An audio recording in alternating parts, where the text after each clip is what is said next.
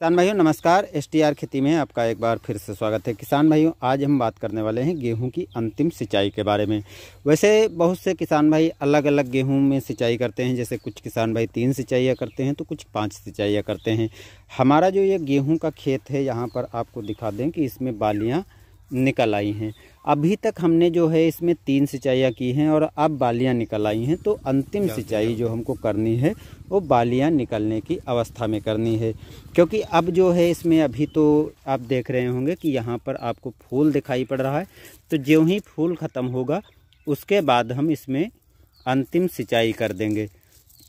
और देखिए दोस्तों, यहाँ पर आपको दिखा देते हैं कि कुछ माहू भी इसमें दिखाई पड़ रहा है, तो माहू की दवा भी हमको डालना है। इधर माहू की दवा डाल देते हैं। हालांकि ये ऑर्गेनिक है तो इसमें जो है हम नीम ऑयल का यूज करेंगे, और बाकी रासायनिक दवाओं में आप इमिडाक्लोप्रिड या थायोमेथाक्सम का यूज कर सकते हैं, जिससे आसानी से माहू कंट्रोल हो जाता है। अंतिम सिंचाई हमको बालियां निकलने के बाद इसलिए करना चाहिए क्योंकि बालियां निकलने के बाद जब फूल जो है झड़ जाए, फूल झड़ने के बाद हमको सिंचाई करनी चाहिए। लेकिन इस बात का आपको ध्यान रखना है कि हल्की सिंचाई करें। गहरी सिंचाई कर देने पर क्या होगा कि जब तेज़ हवा चलेगी, क्योंकि अभी कुछ समय के बाद हवाएं चलना चालू हो जाएंगी, तो यदि आप गहरी सिंचाई करते हैं या हवा चल रही होती है तो ऐसी स्थिति में जो है गेहूँ गिर जाता है। गिरने से हमारा उत्पादन कम हो जाता है। तो हल्की सिंचाई करने के लिए जब बालियों में दाने का भराव हो, जैसे जब फूल झड़ जाएंगे तो दाने का भराव होना चालू हो जाएगा, तो ऐसे समय में जब हम सिंचाई कर देते हैं तो दाने का भराव काफ़ी अच्छे से होगा और जो लंबे समय तक पौधों को नमी मिलती रहेगी और जो पोषक तत्व हैं वो जड़ों के माध्यम से पौधे तक आसानी से पहुंच जाएंगी। तो अंतिम सिंचाई।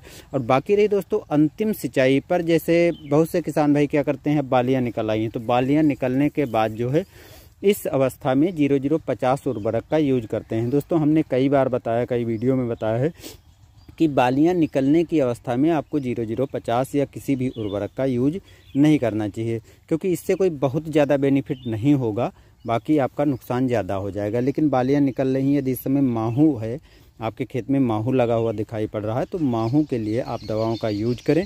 हाँ, इस माहू के बचाव के लिए आप दवाओं का यूज करें, लेकिन यदि आपने अभी तक 0050 या 05234 का यूज नहीं किया है तो दवा के साथ मिला करके आप यूज कर सकते हैं।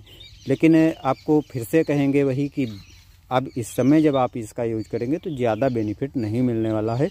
जबकि गेहूं की इस अवस्था में आपको यहाँ पर दिखा दें कि ये गबोड की अवस्था में गेहूं आ चुका है, तो यदि आप इस अवस्था में 0050 या 05234 का स्प्रे करते हैं तो आपको इससे बढ़िया रिजल्ट मिलेगा, यानी ऐसी अवस्था में आपको बढ़िया रिजल्ट मिलेगा। बहुत से किसान भाई क्या करते हैं कि इस अवस्था में यूरिया का यूज कर देते हैं, तो यूरिया का यूज भी इस समय नहीं करना चाहिए, क्योंकि अब ऐसी अवस्था में यूरिया का यूज करने से आपकी फसल की हाइट बड़ी हो जाएगी, जिससे आपको गिरने का चांस बना रहेगा, नुकसान हो सकता है। अब यहाँ पर दोस्तों इसमें हम अभी तक 2 सिंचाइयाँ की हैं, अब इस अवस्था में हम तीसरी सिंचाई करने वाले हैं, और तीसरी सिंचाई करने के बाद जब ये गेहूं हमारा इस अवस्था में आ जाएगा, यानी बालियां निकलने की अवस्था में आ जाएगा, तो हम चौथी सिंचाई कर देंगे। तो कुल मिलाकर के यदि मेरा एक्सपीरियंस कहा जाए तो मैं 4 सिंचाइयाँ करता हूँ, और 4 सिंचाइयों से भी काफ़ी बढ़िया हमारा उत्पादन हो जाता है। तो दोस्तों अंतिम सिंचाई के बारे में जैसा कि हमने बताया कि आपको किस समय करना चाहिए, क्या लाभ हैं, तो यदि आप नहीं करते हैं अंतिम सिंचाई इस अवस्था में तो इस बार यूज करके ज़रूर देखिए, यानी इस बार सिंचाई ज़रूर कीजिए और उसका आपको बेनिफिट ज़रूर मिलेगा। मिलते हैं नई जानकारी में, लेकिन दोस्तों उसके पहले आपसे कहना चाहेंगे वीडियो पसंद आया तो लाइक ज़रूर कीजिएगा, चैनल पर नए हैं तो शेयर कीजिएगा, और चैनल पर नए हैं तो सब्सक्राइब कीजिएगा और वीडियो को शेयर भी कर दीजिएगा। मिलते हैं नई जानकारी में, धन्यवाद।